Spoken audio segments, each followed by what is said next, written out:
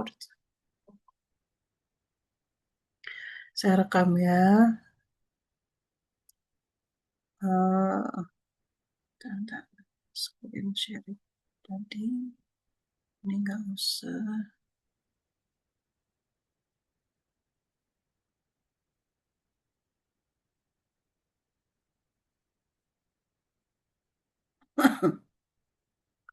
Ini perlu on cam nggak nih? Kalau kalian diminta on cam, bersedia atau nggak? Ya mau aja deh, supaya saya nggak ngerasa sendiri sebentar.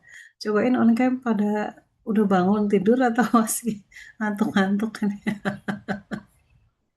Atau lagi di jalan mau pulang kampung?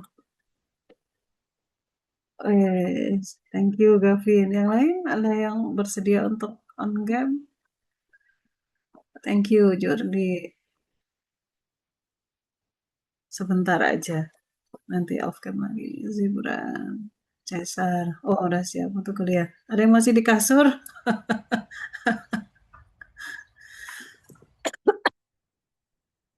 Nicholas, thank you.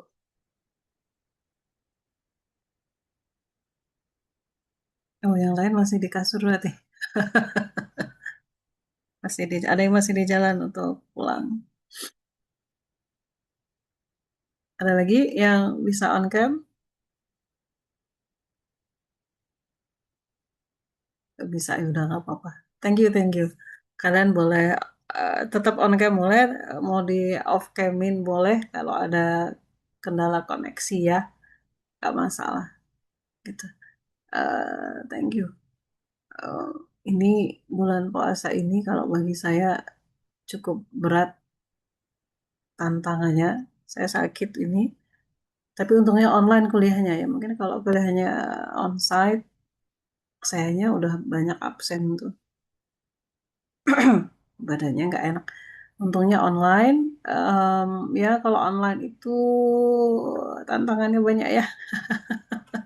Males lah, terus inilah bisa skip lah. Gitu. Tapi eh, tetap kita harus memaksakan diri kita untuk tetap semangat supaya ya karena dunia terus berjalan, perang Iran Amerika masih ada ya, Amerika Israel Iran masih ada dan kalau kita nggak bergerak ya dunia di luar sana tetap bergerak maka kita juga harus tetap membuat diri kita tetap semangat. Nah, sesuai dengan RPS, saya tunjukin RPS-nya minggu ketiga ini kan memang minggu ketiga ya, saya sesuai jadwal. Eh, kita akan membahas ini nih minggu ketiga tentang urusan image, pixel resolution, color spaces, kemudian image representation, image enhancement, image operation, sama filtering techniques. Ini banyak banget dan pada dasarnya semua ini adalah materi yang dikupas tuntas di mata kuliah pengolahan citra digital (PCD) gitu ya. Dan Bu, masa kita harus mengulas itu semua? Nah, makanya saya akan melakukan review atau recall terhadap berbagai konsep yang ada, meskipun kalian tidak harus going into details, nggak usah deep dive gimana cara ngitungnya. Kalau di PCD, mereka diajarkan how to calculate, how to measure gitu. Gimana cara ngitungnya itu diajarkan secara detail gimana histogram equalization itu terjadi di sana ya. Nah, kalau nanti saya akan tampilkan ini loh yang dimaksud dengan histogram equalization, ini loh yang dimaksud dengan sharpening, apa sih yang sebenarnya terjadi pada citra gitu ya. Nah, kenapa kenapa kalian eh sebentar, kenapa penting untuk mengetahui berbagai cara pemrosesan citra, cara pengolahan citra, meskipun kita belajar computer vision. Nah, karena itu penting sekali. Karena kalian tahu gambar-gambar yang ada di luar sana, itu kan ya gambarnya itu kayak gitu, ditangkap oleh imaging devices yang berbeda kan, scanner, kamera, scanner itu juga macam-macam. Bisa scanner yang ada di ruangan kantor, ada scanning device. Saya nanti tunjukin beberapa. Dan itu semua kualitasnya berbeda. Sementara kita di computer vision itu kan yang kita olah adalah gambar. Nah, kadang kita tuh membutuhkan agar suatu gambar itu sesuai dengan yang kita mau, gitu ya. Nah, saya tunjukkan sedikit, mana ya? Saya nanti tunjukkan, saya demonstrasikan ke kalian sebuah contoh nyata di mana kita membutuhkan pada akhirnya itu, mana tuh aplikasi saya kok nggak ada, Epson, lalalala. Kalau kalau cuma dengar omongan ini kan kalian nggak kebayang, umumnya kalian nggak kebayang. Saya bukan berusaha untuk merendahkan, tapi umumnya mungkin kalian nggak kebayang. Nah, saya mau tunjukkan, ntar ya, saya tadi belum sempat nyiapin. 2025,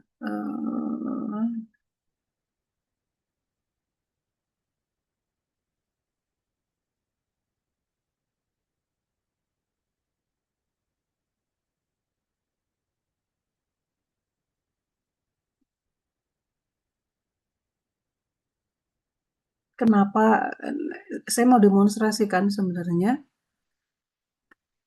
di orang mungkin nggak kebayang, tapi ternyata itu berguna, sangat-sangat dibutuhkan. Ntar ya. Oh, ternyata saya harus.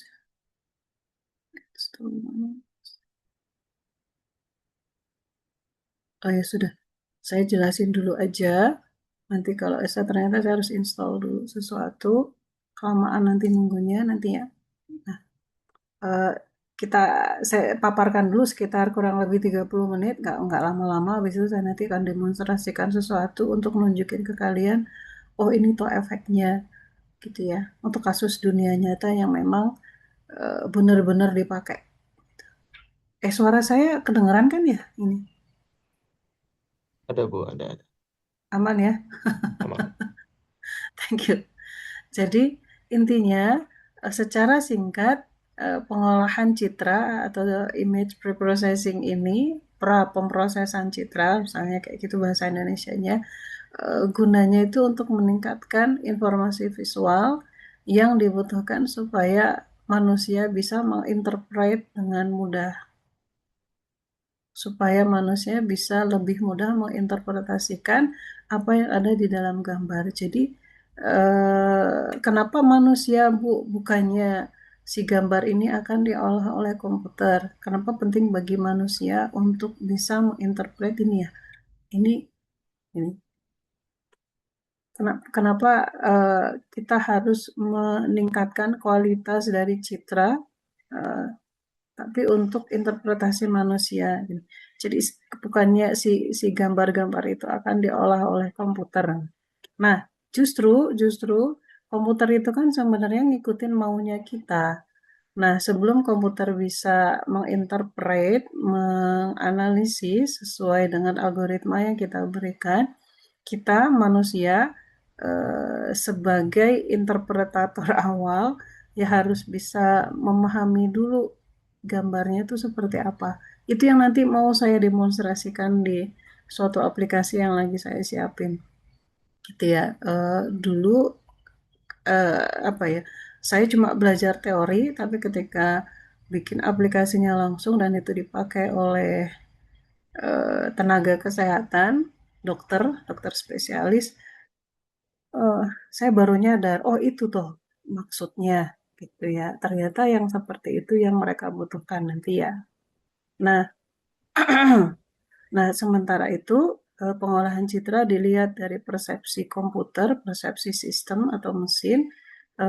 Dia itu fokusnya pada berbagai prosedur atau algoritma atau metode untuk mengekstrak informasi citra ke dalam bentuk yang dibutuhkan, ke dalam representasi yang dibutuhkan untuk diproses oleh komputer gitu. Mereka tuh butuhnya ini. Tapi lagi-lagi si mesin atau komputer itu kan dia pasrah aja dengan apapun kualitas gambar yang kita berikan. Kalau kita kasih dia gambar yang jelek, terus dilakukan ekstraksi ciri, misalnya ini ya,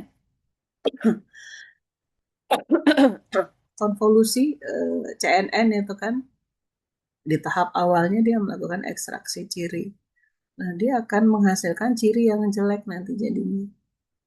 Maka tugas kita sebagai manusia yang membuat sistem itu, yang tahu bahwa oh ada yang harus dibenerin dulu di gambarnya itu, gitu ya. Nah, ini adalah definisi dilihat dari sisi manusia. Apa sih sebenarnya yang dilakukan di pengolahan citra? Nah, definisinya itu seperti itu ya. Jadi kita memproses suatu citra sehingga kita bisa mendapatkan gambar atau citra yang sesuai dengan keinginan kita. Lihat, saya sengaja bold merah sesuai dengan keinginan kita, gitu ya. Jadi nggak melulu kualitasnya menjadi lebih baik. Ini tuh yang menyatakan kualitas menjadi lebih baik itu siapa sebenarnya? Pengguna kan, usernya siapa? Kita gitu. Kita yang butuh gambar itu berubah menjadi sesuatu yang lain, menjadi entah kualitasnya lebih baik. Tapi kualitas lebih baik itu yang seperti apa sih? Nah, ini sesuai dengan keinginan kita. Kita pengen yang gimana? Nah, contoh kalau di gambar citra yang A ini, eh, menurut sebagian besar orang ini jelek karena blur. Nah, kalau yang B itu lebih bagus, gitu. Blurnya diperbaiki. Contohnya kayak gitu. Nah, jadi apa yang sebenarnya dilakukan di pengolahan citra ini atau image preprocessing ini, sebenarnya yang dilakukan adalah kita melakukan perbaikan atau modifikasi citra untuk meningkatkan kualitas visual, atau kita pengen menonjolkan beberapa aspek informasi yang pengen itu nantinya, yang memang itu kita butuhkan. Itu yang nanti mau saya demonstrasikan dalam bentuk aplikasi. Itu ya. Kemudian eh, yang lain di urusan pengolahan citra, kadang kita itu perlu mengelompokkan, mencocokkan atau mengukur beberapa elemen dalam citra. Nanti itu juga yang mau saya demonstrasikan, gitu ya. Kemudian yang ketiga ada juga kadang-kadang kita perlu menggabung citra dengan yang lain, image stitching, image merging. Eh, Kalau yang suka dunia fotografi, kalian kan suka gabung-gabungin foto itu kan, image stitching kan. Nah, itu sebenarnya apa sih yang dilakukan? Itu semua adalah eh, pekerjaan, merupakan bagian dari pekerjaan pengolahan citra. Kalau kalian di PCD, kalian akan belajar semua itu, gitu ya. Nah, ini sekedar tahu saja bahwa di dalam di urusan citra ini sebenarnya ada beberapa bidang. Nah, ada grafika komputer, kalian udah nggak belajar lagi. Zaman saya masih belajar. Ada pattern recognition, dan ada pengolahan citra. Ini masih dipelajari sekarang ya. Nah, pengenalan pola ini kemudian yang menjadi apa yang sedang kita pelajari sekarang, yaitu fisik komputer, computer vision. Nama kerennya sekarang begitu. Dari sebenarnya input dari pengolahan citra itu adalah gambar atau citra. Bukan apa sih ngomongnya itu citra bukan gambar. Karena kalau gambar ya ya oke lah sekarang orang bilangnya gambar. Kalau gambar itu kan kalian sering lihat caption kan, ada gambar terus captionnya adalah gambar satu, gambar dua, gambar tiga. Eh, eh, Bukan itu maksudnya. Nah, kalau citra itu ya citra, image gitu. Citra itu image. Kalau kalau yang jadi caption gambar satu, gambar dua itu kan figure kan, figure. Ini kan ini tuh citra itu image maksudnya. Gitu ya. Nah, sebenarnya yang saya balik lagi, yang dilakukan di image preprocessing itu inputnya adalah gambar atau citra, dan outputnya adalah si citra lagi, gambar lagi. sama aja, cuma dengan beda kualitas. Sementara kalau yang kita lakukan di computer vision atau pengenalan pola, inputnya adalah gambar atau video atau citra, nanti outputnya itu biasanya adalah deskripsi. Nah, deskripsi ini macam-macam. Ada yang kalian kenal kemudian sebagai klasifikasi, image classification, object detection, object segmentation, pose estimation gitu ya, macam-macam kan? Itu yang semua yang berbagai task yang ada di computer vision itu yang kalian kenal begitu. Gitu ya. Nah, saya mau udah selesai nih instalasinya. Mana dia? Oh dia. Harus bikin dulu. Eh, saya tunjukin sesuatu ya. Nah, saya mau demokan sesuatu.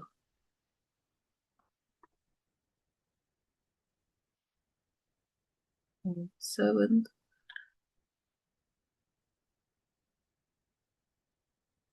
Oh, share-nya salah. Share-nya harus di satu lagi. Saya potong dulu penjelasannya. Karena kita itu kan lebih bisa belajar dari sampel kan, dari example, dari contoh. Salah. Saya salah share. Apa yang saya share? Ada gambar aplikasi kah di situ? Ada ya? Bener kan? Screen sharingnya apa? Ada Bu, Teleplastina. Iya betul-betul. Sip, sip. Ntar ya, saya mau tunjukin sesuatu di sini yang terkait dengan image processing. Ntar saya ambil data dulu. Ini pekerjaan saya beberapa tahun bersama dengan Departemen Kedokteran Nuklir di Rumah Sakit Hasan Sadikin dan Universitas Pajajaran. Saya banyak belajar dari situ. Data, ini dia.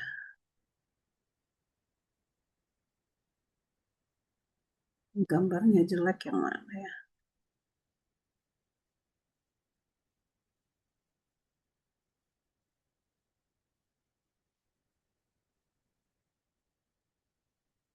Ini gambarnya jelek, oke.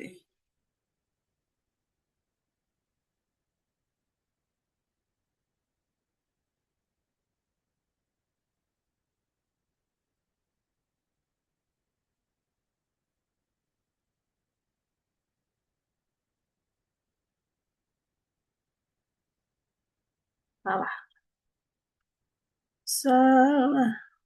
Hmm,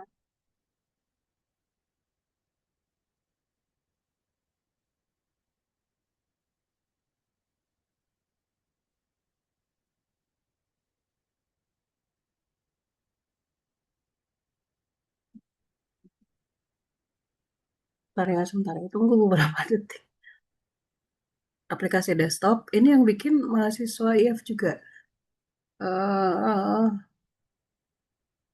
Nabila ikutan bantuin waktu itu ya. Ada Nabila di sini. Ikut bantuin. Yang bikin banyak orang, banyak mahasiswa sampai bisa jadi aplikasi di sini. Ini di belakangnya itu ada modul segmentasi, deteksi, eh ya baru itu, modul segmentasi deteksi. Jadi kalau kalian mengerjakan berbagai proyek atau task di computer vision, eh, baru sekedar main-main di Python Notebook, Google Colab, itu tuh baru separuh jalan. Karena usernya itu kan nggak bisa pakai kayak gitu. Mereka taunya kan aplikasi ya, apalagi orang-orang yang domainnya bukan di computer science.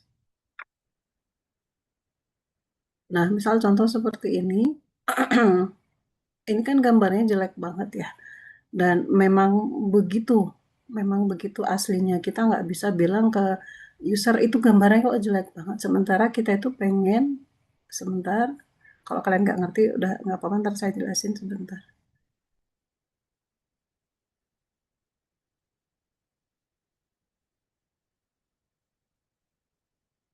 Nah, eh, gambar asli dari imaging devices kedokteran itu umumnya seperti ini, tapi ini adalah gambar yang paling jelek karena pakai imaging devices eh,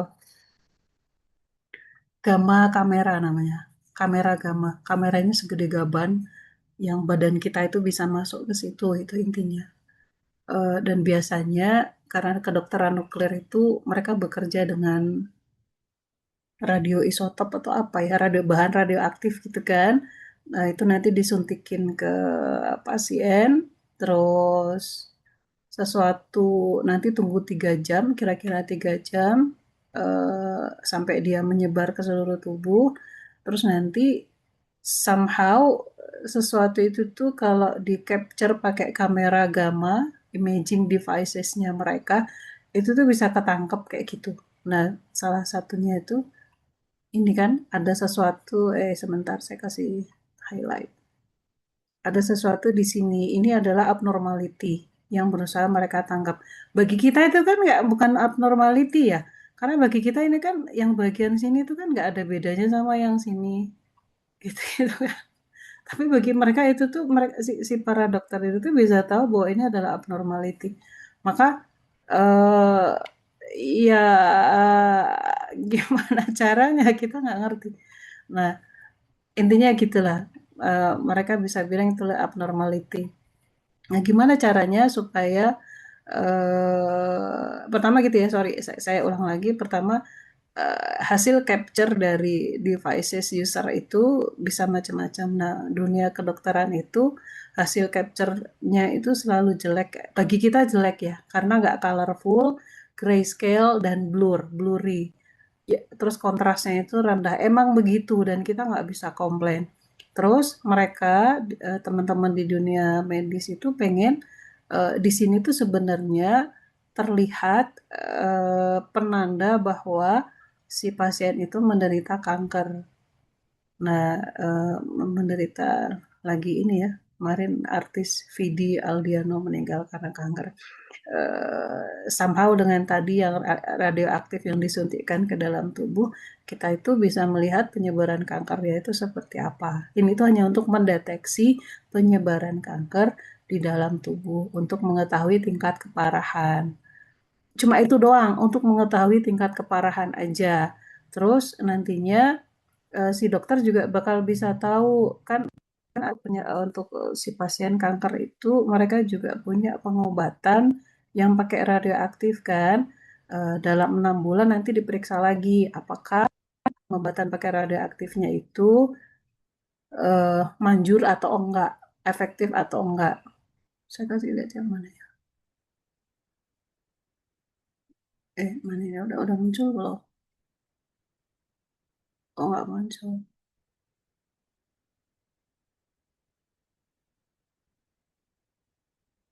Enggak ada ya. Oh, saya enggak punya di sini. Yang paling jelek ini. Nah, gitulah. Intinya begitu. Gitu ya. Nah, intinya si si yang pengen diketahui dari gambar-gambar ini, biasanya si para dokter itu mereka secara manual manual melihat hmm, eh, hasil scan dari kamera itu, nanti si radioaktifnya itu dia akan ngumpul di bagian-bagian yang memang ada sel-sel kanker di situ, gitu ya. Singkat ceritanya begitu ya. Kan nanti kalau pengen tahu lebih detail kita bisa ngobrol di luar. Nah, apa sih yang dilihat oleh para dokter itu? Mereka tuh ngeliat yang kayak gini nih. Eh, gitu. Terus yang tampak lebih hitam kata mereka ini tuh biasanya mungkin dicurigai ada penumpukan sel kanker di situ. Kata mereka begitu. Tapi tidak semua yang tampak lebih gelap itu adalah bukti keberadaan penyebaran kanker, nggak gitu. Karena kadang-kadang kalau ini kan simetris kanan kiri ada, ya berarti dia bukan. Terus ini simetris kanan kiri ada, berarti bukan. Karena itu tuh apa ya kata mereka. Saya lupa istilah-istilah kedokteran. Kan saya nggak kuliah di kedokteran ya. Jadi ketika dijelasin lupa lagi saya. Terus ini kanan kiri ada. Oh berarti bukan. Ini kanan kiri juga ada, berarti bukan. Bu ini tuh kandung kemih. Apa ya, kandung kemih kan sebelum sebelum air air pipis keluar itu kan ditampung dulu di kandung kemih. Nah, si radioaktif itu tuh bakal ngumpul banyak memang di kandung kemih, maka ini tuh diabaikan. Nah, informasi-informasi seperti itu kan kita nggak tahu ya. Kalau kalau kita hanya mendasarkan pengenalan pola keberadaan kanker itu hanya dari satu deskripsi, yaitu oh, kalau yang tampak lebih gelap, maka di situ ada penyebaran sel kanker. Kan kita jadi salah aplikasinya. Karena kita nggak ngedengerin, nggak memasukkan semua info tadi. Lengkap ya. Jadi gitu. Nah, intinya begitulah ini untuk mendeteksi keberadaan kanker gitu. Nah, saya kasih lihat sebentar hotspotnya. Nah, untuk kasus yang di sini ternyata kata si dokternya, si kankernya itu ada di sini sama di sini yang merah-merah itu yang saya kasih lihat merah tadinya kan di sini ya. Kata mereka itu ada di sini. Ini nih yang tampak lebih gelap. Nah, terus sama si aplikasinya bisa memprediksi di situ. Itu. Itu kenapa kota banget? Ya, ini masih ada kekurangan apa-apa lah ya. Gitu. Nah, di situ. Ini kan tadi nggak simetris kan, dia cuma ada satu di sini, terus ini tampak lebih gelap. Nah, katanya itu begitu. Nah, sementara kalian lihat, bukan apa yang ini enggak, yang di sini kenapa enggak? Enggak ada informasi lain tuh. Kenapa yang di sini enggak? Oh, ini kan dekat sendi. Nah, semua persendian tuh harus dieksklud dari deteksi. Karena pasti namanya sendi itu pasti akan menunjukkan bagian area lebih gelap. Makanya sama mereka dieksklud. Tapi ini gelap, ini enggak, Bu, gitu. Ini gambarnya jelek banget. Udah ya, itu deskripsi dari aplikasi ini. Udah dipakai sama teman-teman di para dokter di kedokteran nuklir. Masih on proses, tapi aplikasinya udah jadi, masih dikembangin terus sama tim tim penelitinya. Banyak dari mahasiswa IF Value, mulai dari tingkat 2 tuh waktu itu bikinnya. Saya pandu pelan-pelan. Mereka belum dapat fisik komputer, mereka belum dapat machine learning, belum dapat PCD, tapi belajar mandiri bersama saya arahkan pelan-pelan gitu. Terus jadilah aplikasi ini. Sekarang mereka sedang di tingkat 3 sama kayak kalian gitu ya. Jadi bisa Bu, ya, ya bisa asal mau nurut apa kata dosennya. Kan saya arahkan terus. Ya luar biasa sih kerjaannya. Nah, eh, ini yang saya mau bilang. Kan tadi kita ngomongin image preprocessing ya. Kalau kalian perhatikan, gambar yang sebelah kiri itu kan jelek banget. Kita nggak bisa lihat apa-apa gitu. Dan bahkan dokter pun tuh jadi susah ngelihatnya. Tadi kan saya ngomongin bahwa si eh, pengolahan citra itu untuk memudahkan human interpretation kan. Nah, saya mau kasih lihat di bagian itu. Mana? Ini saya uncheck dulu. Nah, ini kan sistem memprediksi bahwa kayak gini nih. Ada ini kan yang merah-merah ini kan hasil prediksi sistem. Nah, hasil prediksi dari komputer aided eh, diagnosis kayak gini kan harus di eh, evaluasi, harus diklarifikasi oleh dokter kan, karena mereka yang lebih tahu. Si dokter itu akan mengklarifikasi apakah tebakan atau prediksi dari sistem ini tuh benar atau enggak. Nah, caranya gimana ya? Mereka akan lihat secara manual. Sementara ini gambar kiri itu kan jelek banget, nggak kelihatan apa-apa. Dokter pun kesulitan jadinya. Makanya kita kasih ini, eh, salah satunya ini namanya gamma correction. Saya akan geser, liatin warnanya jadi lebih gelap, kontrasnya jadi lebih cakep kan. Tadinya kan gini dia, aslinya kan jelek banget. Kalian bisa lihat ya. Nah, ini ketika saya geser gamma correction, itu jadi bisa terlihat lebih. Sebentar saya apply, jadi lebih jelas. Nah, maka kalau kalian lihat si dokter itu jadi bisa melihat dengan jelas nih. Tebakan sistem tadi kan di sini. gitu kan, di situ kan. Si dokternya jadi bisa ngeliat jelas. Bener nggak ya si tebakan sistemnya? Oh kata dia, oh iya bener, oh iya salah, oh ternyata salah gitu. Jadi si dokter kan memang benar-benar kerja dengan ngelihat si gambar-gambar ini. Gitu.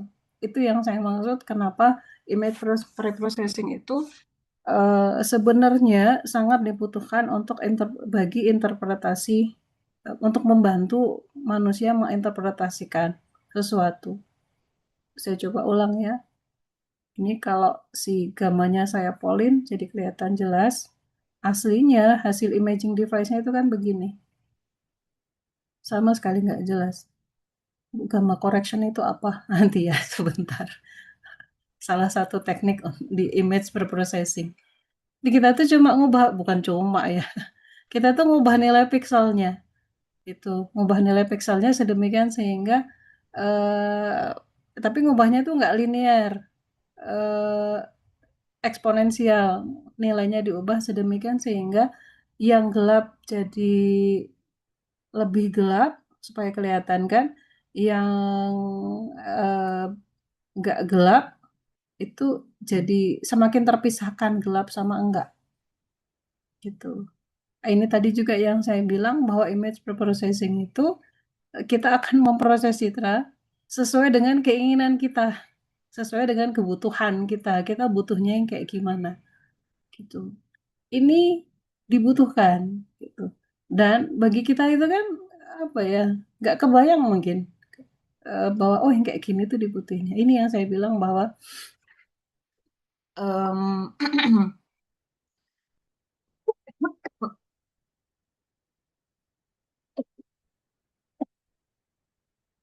image preprocessing itu sangat membantu ternyata bagi kita cuma gitu-gitu aja sangat membantu. Salah satunya di sini ini krusial ya, krusial.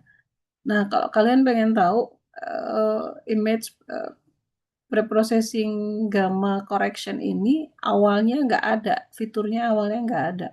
Yang kami sediakan fiturnya itu kontras sama brightness. Kontras sama brightness itu kan standar kan, kontrasnya dinaikin, brightnessnya dinaikin. Nah, tapi ternyata ini kenapa namanya, makanya nanya kalau kalian lihat sini namanya masih adjust kontras karena tadinya kita itu cuma nyediain fitur untuk adjust kontras sama brightness. Tapi ternyata tidak mampu memberikan uh, kualitas gambar sebaik kalau kita memperbaiki si gambar pakai gamma correction, nilai gammanya. Gitu ya.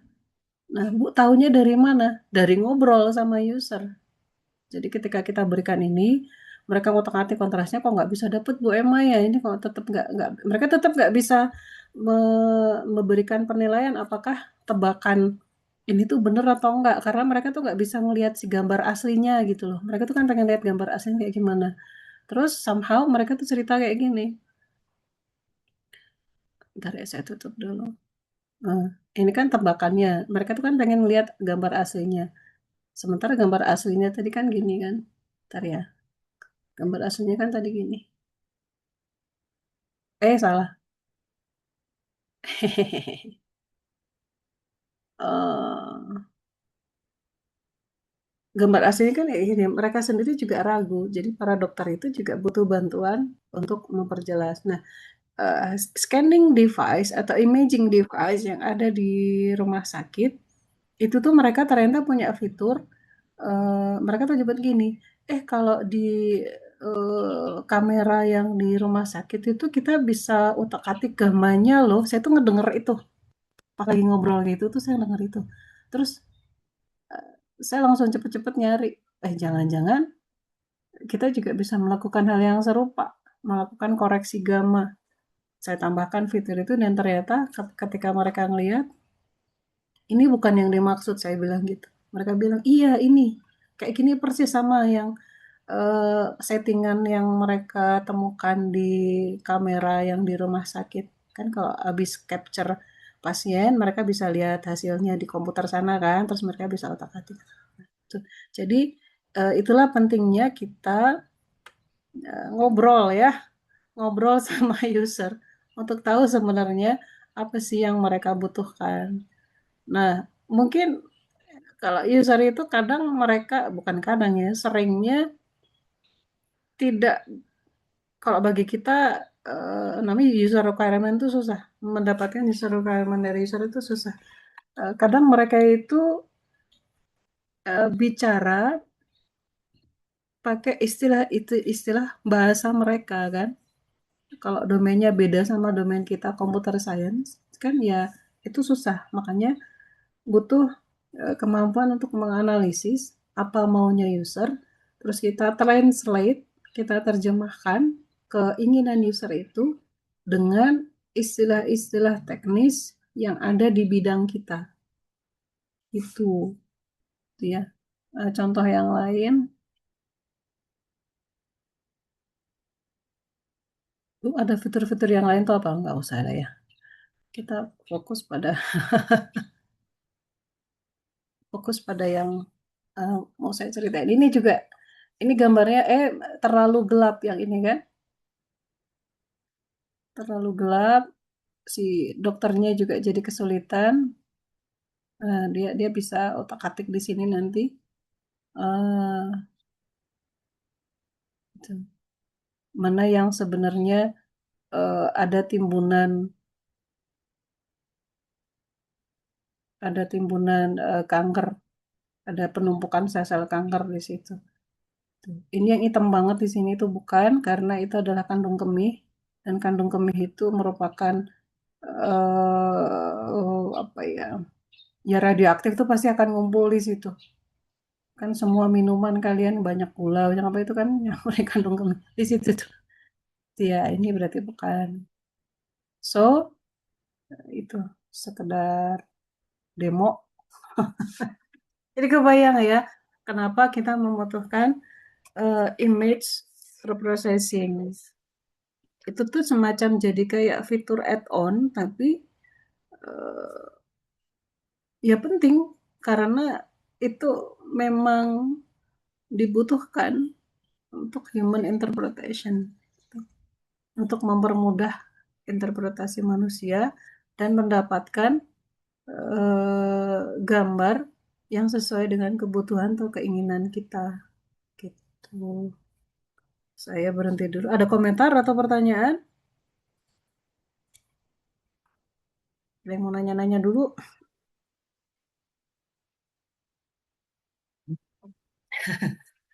Proyeknya masih jalan sampai sekarang. Itu tadi versi, kelihatan nggak ya versinya itu? Udah versi aplikasi 1.8 ya. Oh ya, versinya masih berubah-ubah. Karena masih diimprove terus. Gitu. Iya. Ada banyak data terkait pasien yang ada di situ yang cukup rahasia. Makanya penelitian ini juga banyak urusan etik yang harus tim kami perhatikan gitu ya. Jangan sampai data pasiennya keluar kayak gitu. Kalau kalian sempat screenshot, tolong dihapus aja ya. Karena nanti ada data nama, ada data nama pasien. Jangan sampai itu tersebar. Atau kalaupun kalian mau, data-data itunya di blur aja. Kan mahasiswa sekarang tuh suka share post gitu ya. Nah itu hati-hati. Tuh. Tadi saya cerita karena untuk keperluan kuliah aja. Ada komentar, pertanyaan? Masih bangun ini? Atau saya mau ngoceh sendiri?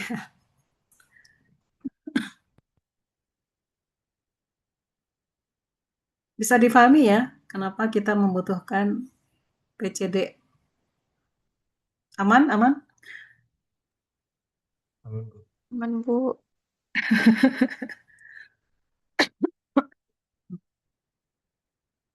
Beberapa mahasiswa yang ikutan membangun sistem tadi ada di kelas sebelah, kelas computer vision yang di sebelah.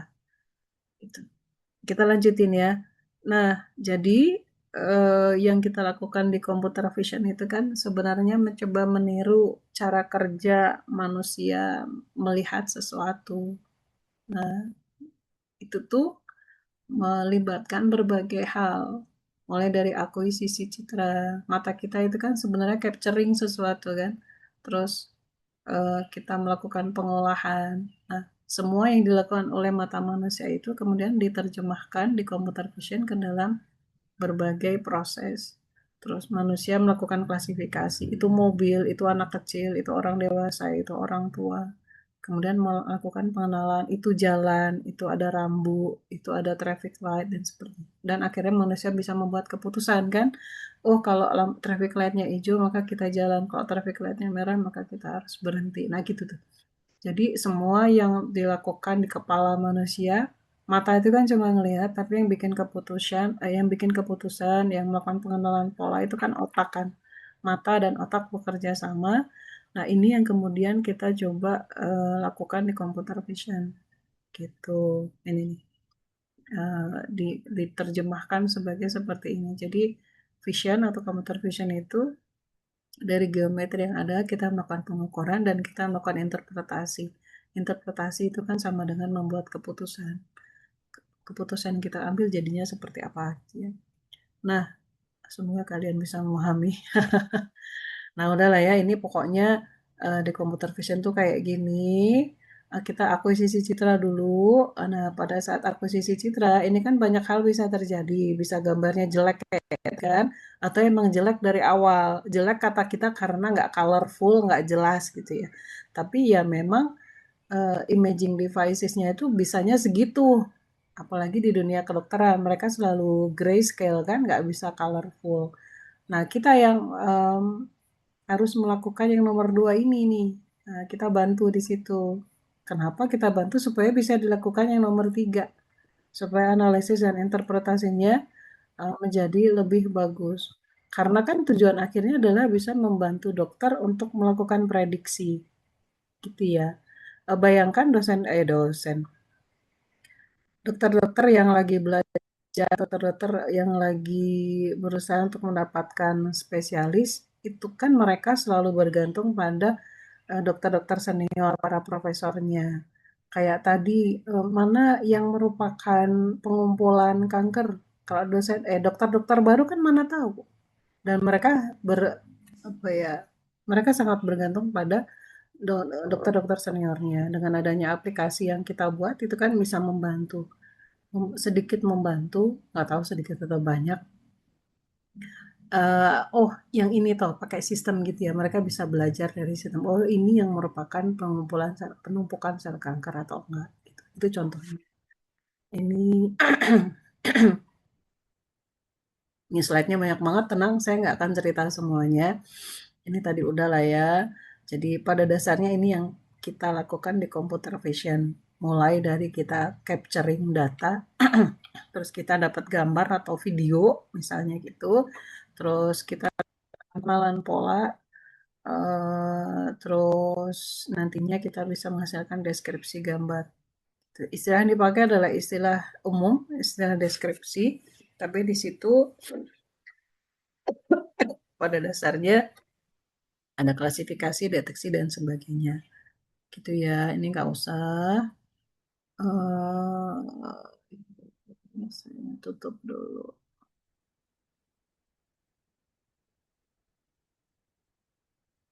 Gitu ya. Nah, ada berbagai eh, proses pengolahan citra. Mungkin kalian juga udah sering banget denger, apalagi yang suka dunia fotografi, istilah-istilah itu sering kalian dengerin ya. Nah, kita akan coba berkenalan lebih lanjut. Ada image enhancement, tujuannya untuk memperbaiki kualitas citra yang pada dasarnya dilakukan, dia akan memanipulasi berbagai parameter-parameter dari citra. Nah, di PCD kalian belajar gimana caranya. Gimana cara ngitungnya sedemikian sehingga kalian tuh bisa menghasilkan gambar yang lebih bright atau kontrasnya lebih bagus atau jadi lebih sharp, terus atau bisa jadi noise-nya itu hilang. Itu sebenarnya semuanya adalah hasil perhitungan. Kenapa hasil perhitungan? Karena kalian tahu bahwa udah tahu belum ya? Apa kalian udah tahu atau belum? Citra itu kan pada dasarnya terdiri atas tiga matriks RGB gitu kan. Ini isinya angka. Nah, terus kita mau ubah jadi matriks RGB lain. Ini kan pengolahan citra kan gitu. Jadi sebenarnya yang diubah itu si isi angkanya ini pada saat pengolahan citra. Ini ada suatu fungsi tertentu untuk mengubah dari sini ke sini tuh. Nah, pakai fungsi ini. Kalau di image enhancement, fungsinya tuh pakai seperti apa? Rumusnya gimana supaya nanti angka-angka ini bisa berubah. Itu sebenarnya yang dilakukan. Nah, kalau yang kita lihat kalau pakai kamera, kalian pakai kamera DSLR itu ya ngeklik-ngeklik, bukan ngeklik ya, mencet-mencet tombol sesuatu, ya nanti jadinya jadi lebih bright, lebih lebih kontrasnya lebih bagus, lebih sharp gitu ya. Terus noise-nya jadi hilang. Padahal sebenarnya dilakukan ini nih, ada fungsi tertentu yang di-apply pada matriks RGB ini sehingga nanti kita bisa dapetin matriks RGB yang lain. Karena ini isinya angka, ya kan? Nah, pasti ada kalkulasi di fungsi ini. Kalian belajar di PCD itu. Gimana cara ngitungnya. Gitu ya. Nah, ini adalah contoh visualisasi aja. Saya nggak akan ngajarin cara ngitungnya karena itu jadi wewenang di mata kuliah PCD. Ini yang kalian dapetin kan, kalau sharpening gambarnya jadi lebih tajam. Kalau noise filtering yang titik-titiknya ini jadi hilang. Tapi pada dasarnya semua itu cuma dihitung-hitung gitu, pakai rumus tertentu. Kemudian yang kedua, ini saya akan jelasin contoh-contoh image preprocessing beberapa. Itu kita masuk bagian kedua yang code.org tadi. Nanti ya, sebentar. Nanti pas di code.org kita bisa banyak diskusi. Nah, ada image restoration yang tujuannya untuk memperbaiki kualitas citra. Tuh, gambarnya jadi lebih bagus. Yang tadinya blur jadi nggak blur. Ada kompresi citra, lihat tujuan dari kompresi itu kan supaya ukurannya lebih kecil ya, file size-nya jadi lebih kecil. Tapi kalian tuh kan pengennya gambarnya kualitasnya tetap bagus gitu kan. Jangan kemudian dikompres, ukuran filenya dikecilin, tapi gambarnya malah jadi blur. Kalian nggak pengen kayak gitu. Nah, makanya eh, kalian akan belajar di PCD bagaimana cara mengkompres citra tanpa mengurangi kualitas citra. Nah, termasuk juga nih berikutnya bagian dari pengolahan adalah kita melakukan segmentasi citra. Contohnya kayak gini. Jadi kita memecah gambar ke dalam beberapa segmen. Ada kriteria tertentu. Untuk apa sih Bu? Nah, image segmentation itu biasanya digunakan untuk membantu di image detection, di object detection. Ada misalnya kamera yang dipasang di mobil, kamera dashcam itu dia akan nangkep apa yang terjadi di depan mobil kan. Nah, untuk tahu bahwa ini adalah jalan, ini adalah garis pembatas jalan, itu adalah rambu, itu adalah traffic light, itu adalah orang yang lagi jalan di depan. Salah satunya itu kita bisa lakukan segmentasi dulu. Nanti dari segmentasi itu dimasukin ke object detection. Oh, yang segmen yang itu adalah orang, segmen yang itu adalah traffic light dan sebagainya. Kadang-kadang kita melakukan ini ya. Kemudian ada juga analisis citra, termasuk juga ke dalam PCD, pengolahan citra. Tujuannya adalah ekstraksi ciri, gitu. Nanti nanti kita akan belajar, saya akan bawa kalian mengenali berbagai metode ekstraksi ciri di setelah Lebaran ya, di pekan kelima. Pekan keempat kita belum ke sini dulu. Karena ekstraksi ciri itu nggak ada artinya saya ceritakan kalau nggak ngebahas yang digunakan untuk mengklasifikasikan citra. Machine learning dong, Bu. Yes, nanti minggu kelima. Gitu ya. Nah, ini contohnya, salah satu contoh ekstraksi ciri adalah saya berusaha untuk mengambil edge atau tepian. Gitu. Ada juga pengolahan citra berikutnya yaitu image reconstruction. Membentuk ulang objek dari beberapa citra hasil proyeksi. Gitu ya. Nah, ada lagi yang lain teknik pengolahan citra, ada di slide di LMS, itu kan slide-nya 170 halaman ya. Ah, itu tuh versi beberapa materi di PCD saya kumpulin di situ. Di situ lengkap, termasuk bagaimana cara ngitungnya. Ada banyak teknik pengolahan citra di situ, nggak saya ceritain di sini. Nanti kalau kalian pengen tahu, bisa baca-baca. Kalau nggak pengen tahu ya mana Bu? Ya, nama juga belajar harus pengen tahu ya. Yang ini saya agak belok dulu sebentar. Menurut saya ada dua hal dan kayaknya terbukti dua hal yang membuat kita itu bisa berhasil atau sukses dalam belajar. Kan tiap hari itu kan sebenarnya kita belajar ya, apapun itu. Belajar bersosialisasi sama orang, belajar bikin kue, belajar masak, kalian belajar nyetir, belajar apapun itu sebenarnya itu kan learning kan. Dua hal yang mensupport keberhasilan learning kita adalah yang pertama curiosity, keingintahuan. Ah, itu tuh jadi daya dorong terus. Nah, tapi curiosity aja itu nggak cukup, itu baru separuh. Yang kedua adalah work hard, hard work, bekerja keras untuk mengetahui, memahami yang tadi kalian curious tadi. Yang pertama adalah curiosity, keingintahuan. Yang kedua adalah tetap harus kerja keras. Pengennya sekarang belajar cerdas, belajar cerdas, belajar cerdas apa? Smart learning itu nggak akan ada belajar keras, bekerja keras, tetap harus ada. Gitu ya. Makanya kalau di level kuliah bekerja kerasnya gimana ya kerjain semua tugas dengan baik. Gitu.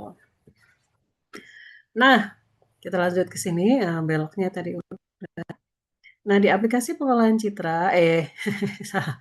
Dari berbagai teknik pengolahan citra itu, aplikasinya ada di mana itu ada macam-macamnya. Hmm. Dan setiap ini, setiap bidang ini dia membutuhkan teknik pengolahan citra yang berbeda.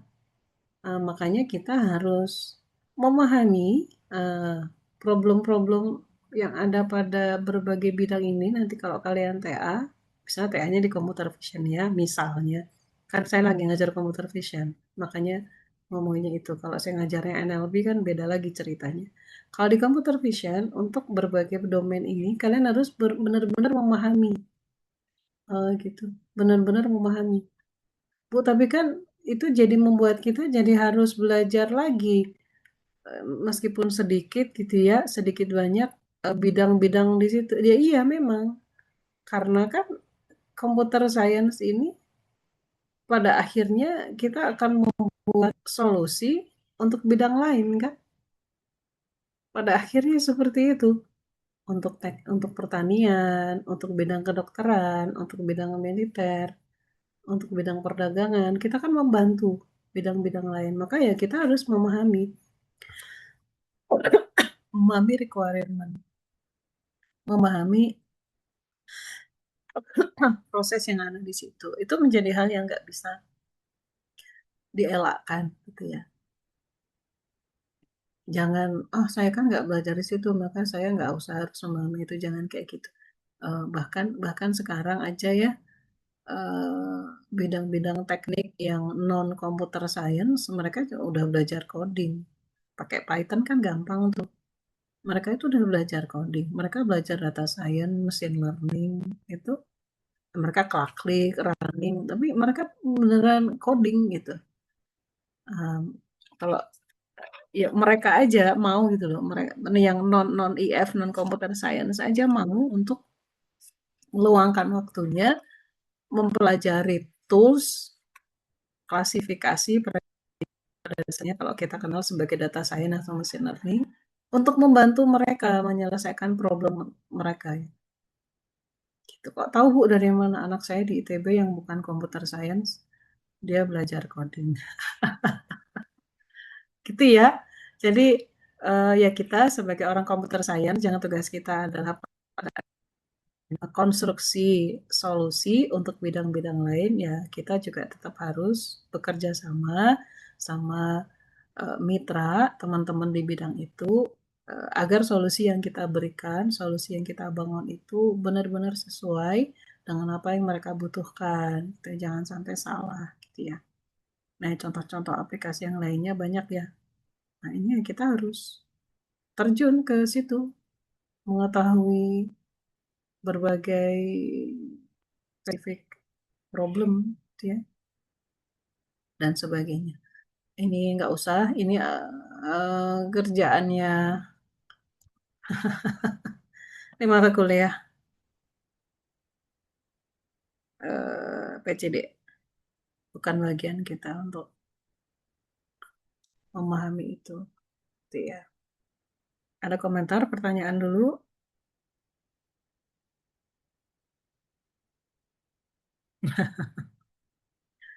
Ini kalau kuliah online tuh, enggak sih, enggak selalu. Kuliah online saya yang lain ramai sih, karena kuliah wajib ya. Ini kan mata kuliah pilihan. Gimana, ada komentar dulu kah?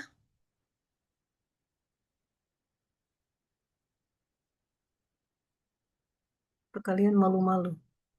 Komentar apa Bu ya? Kan dari tadi Ibu dongeng mulu. Ada berapa orang nih? 18. Ada 18 mahasiswa. Bentar ya, saya screenshot dulu untuk presensi.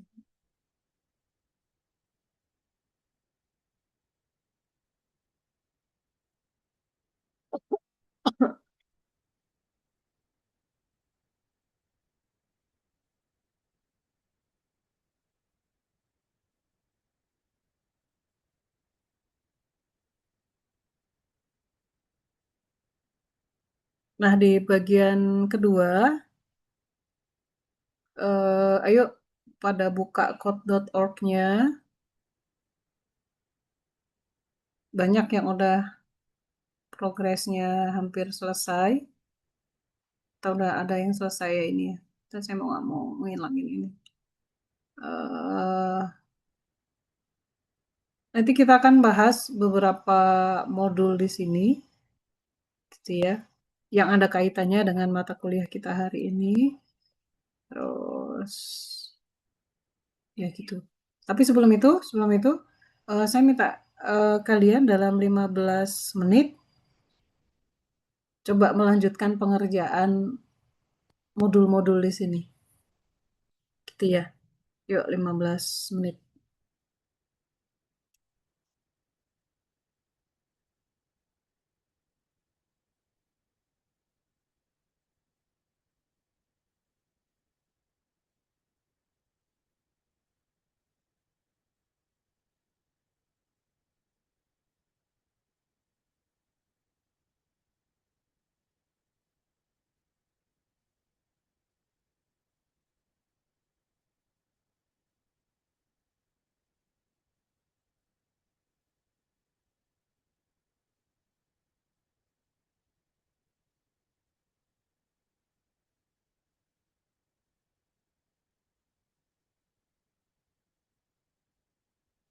Yuk, semangat ya.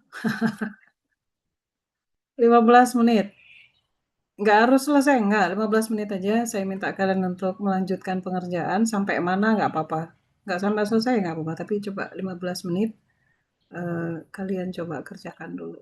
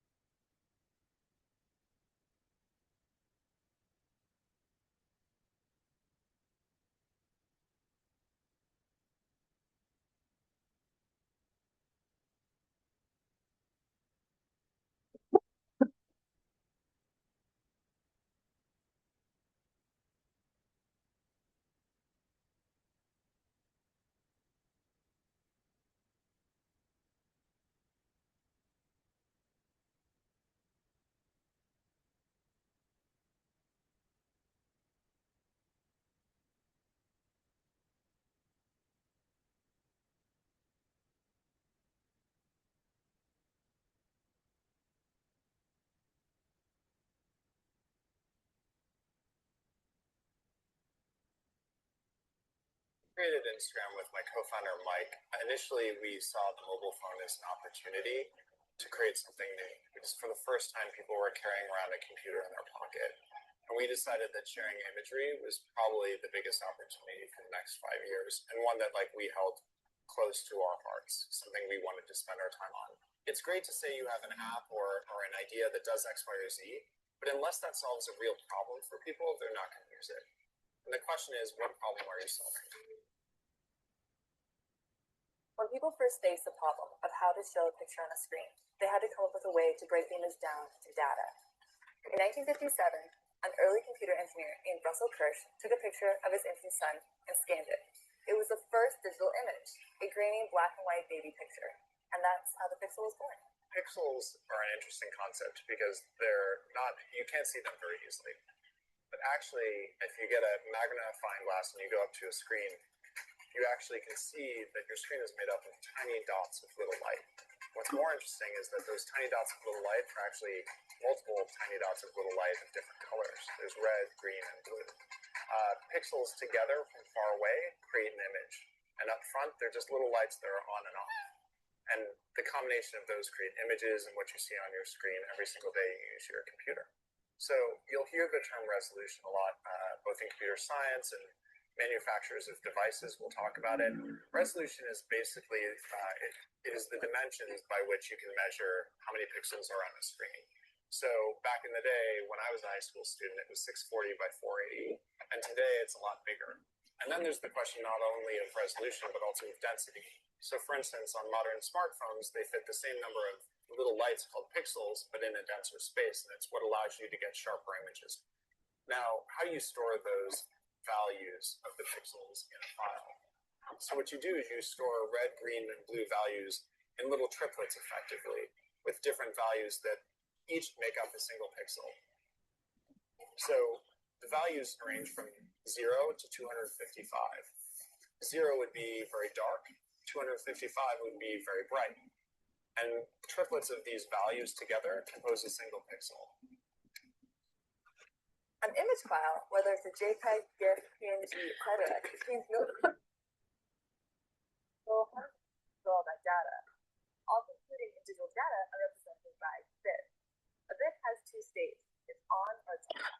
But instead of on and off, ones, zeros. Binary.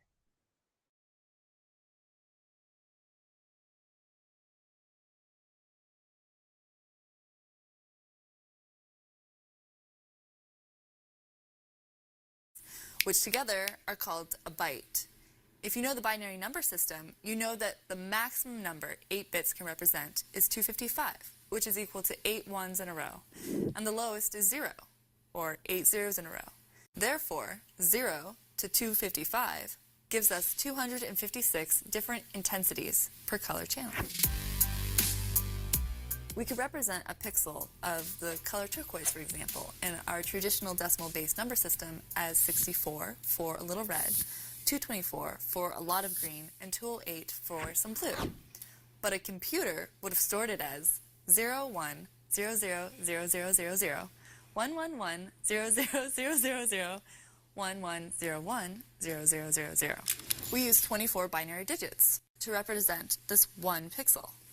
So rather than binary, digital artists often use the hexadecimal number system to represent colors.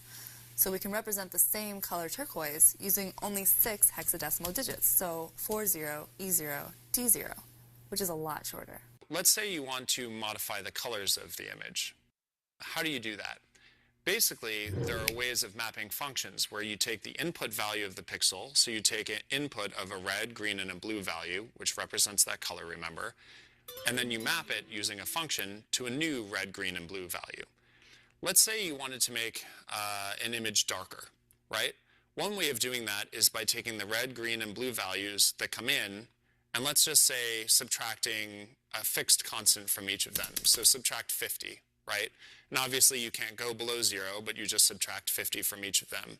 And that's the output. So the input is RGB, and the output is R minus 50, G minus 50, and B minus 50. What you'll see is you take in an image with a certain brightness, and you get out an image with a much darker brightness.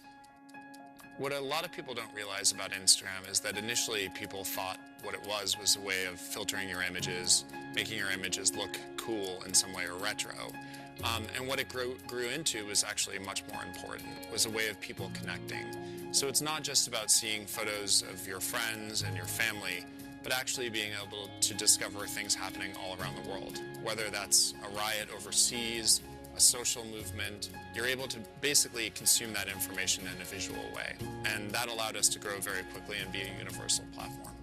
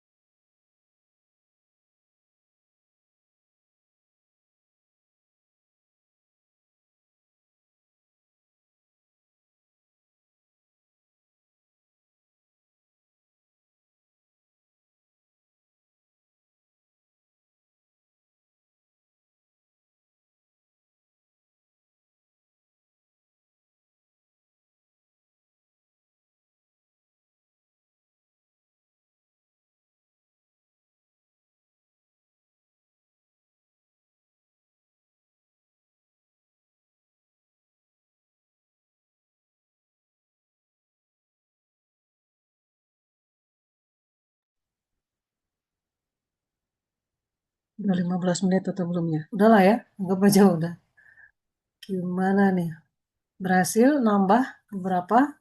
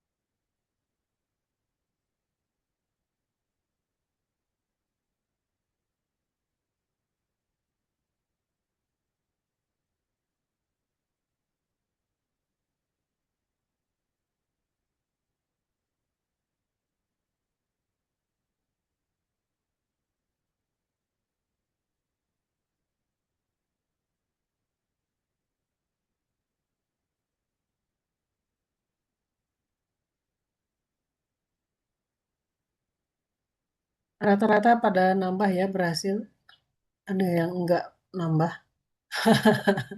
Bu masih males ngerjainnya. Nah, ya terserah kalian lah. Yang penting saya kasih kesempatan ya untuk nyicil. Ini tuh banyak modulnya dan sama sekali saya tidak menganjurkan kalian untuk doing this in one moment gitu. Tapi dicicil. Iya. Deadline pengumpulannya masih sekitar 2 minggu lagi. Deadline pengumpulan sertifikatnya. Ada yang udah berhasil dapat sertifikat? Kah? Ini Nabila sama Cesar udah selesai, berhasil keluar. Arijal sama Nabila keluar sertifikatnya. Belum, Bu. Yang di 17 itu masih dikunci. Oh, jadi harus ke 17 dulu. Harusnya iya. Oh, I see.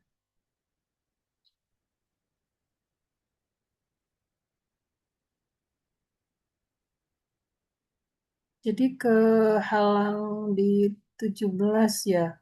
Kalau Arijal juga kayak gitu. Gara-gara yang 17 belum ngerjain, masih dikunci, maka nggak bisa dapat sertifikat. Ada nggak? Datang nggak hari ini? Oh, nggak ada. Saya ngomong ke orang yang nggak ada. Oke, baiklah.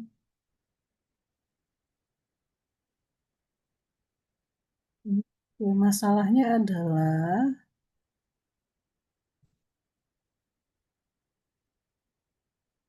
yang 17 emang nggak bisa dibuka.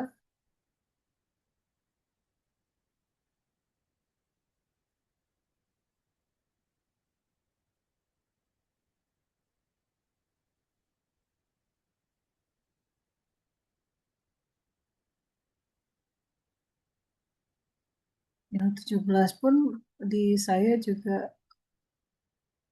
eh, terkunci. Nanti lah ya, ini jadi PR saya sih. Eh,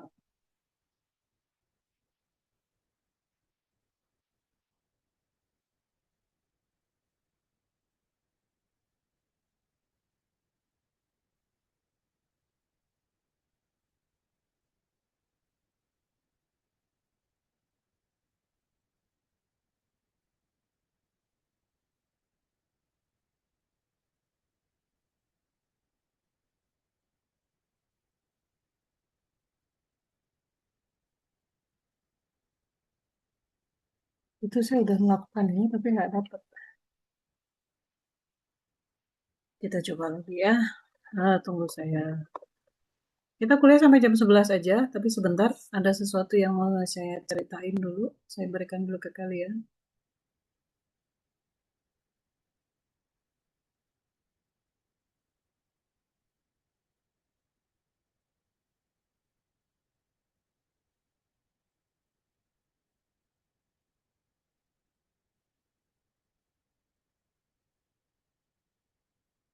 Saya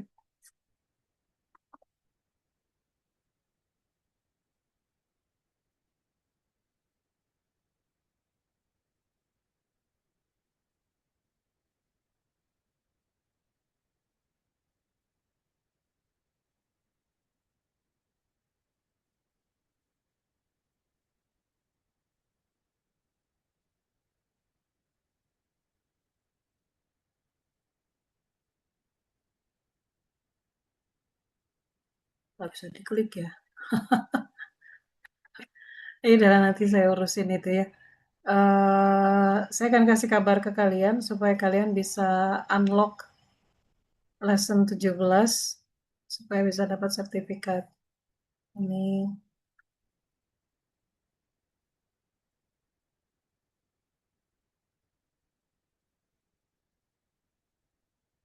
udah nambahkah? Udah banyak ya. Progresnya lumayan. Ini yang masih belum, masih sedikit. Ayo paksa dirinya, paksa badan kita, otak kita, tangan kita untuk mempelajari ini.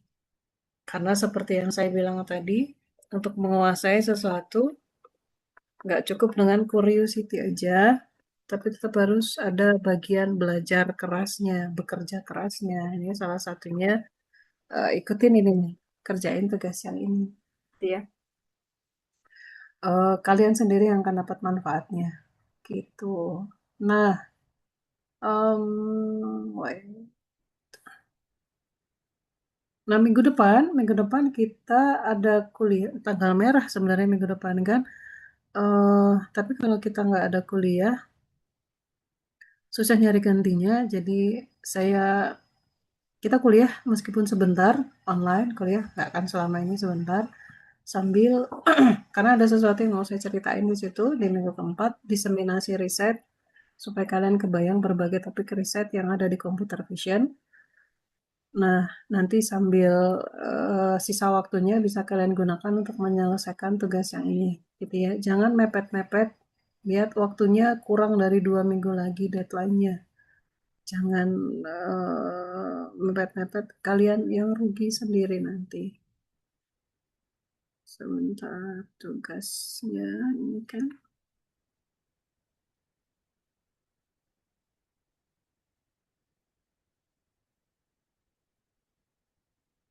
Oh, 30 Maret.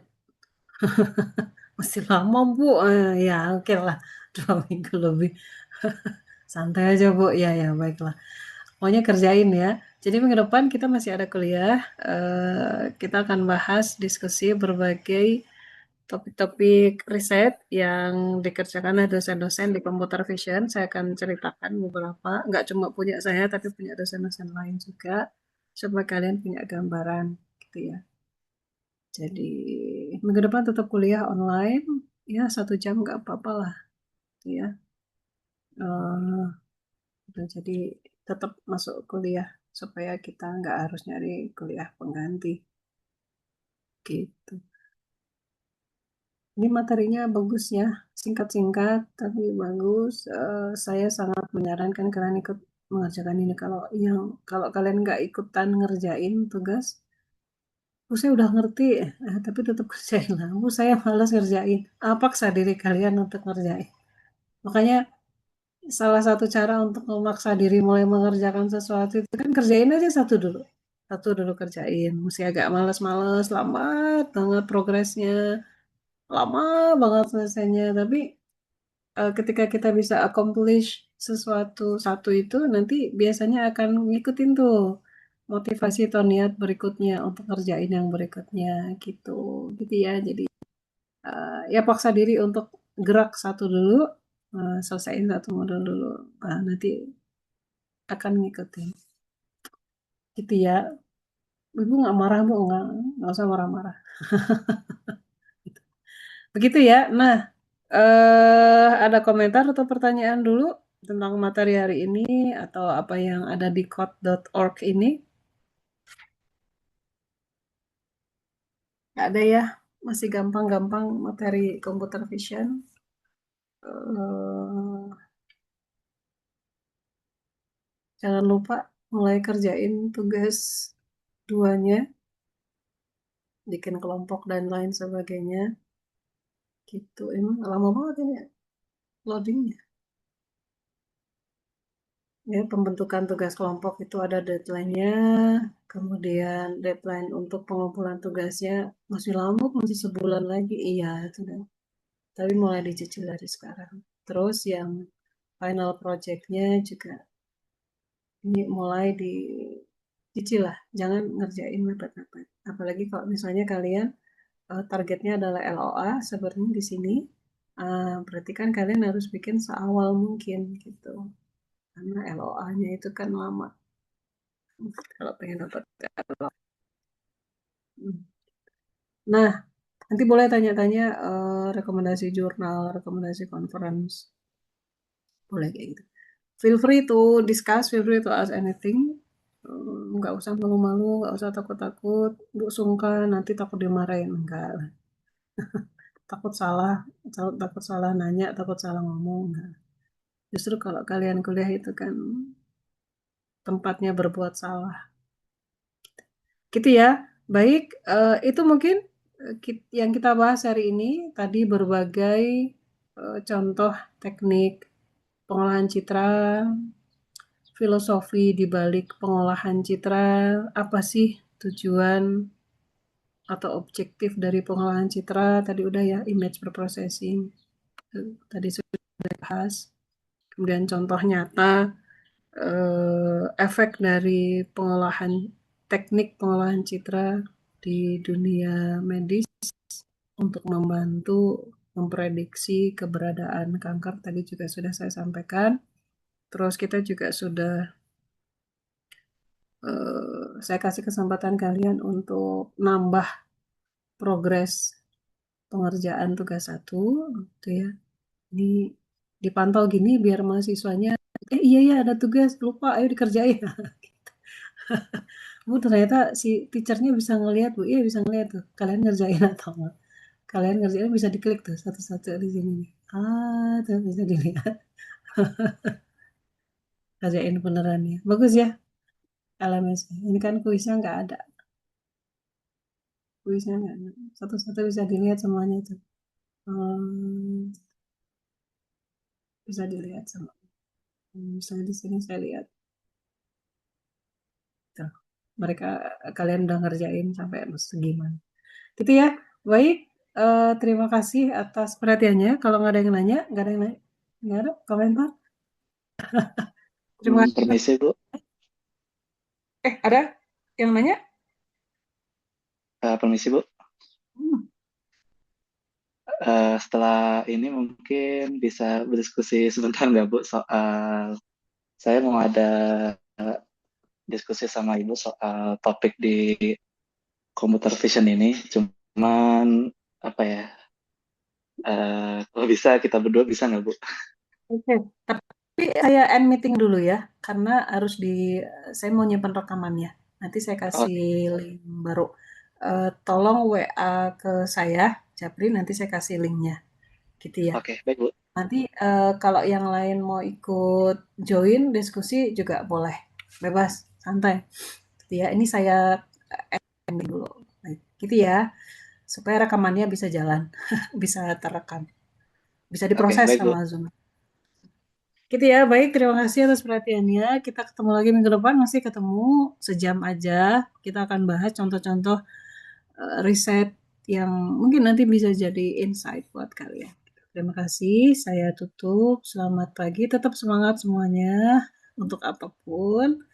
Selamat siang. Assalamualaikum warahmatullahi wabarakatuh. Terima kasih Bu. Yo.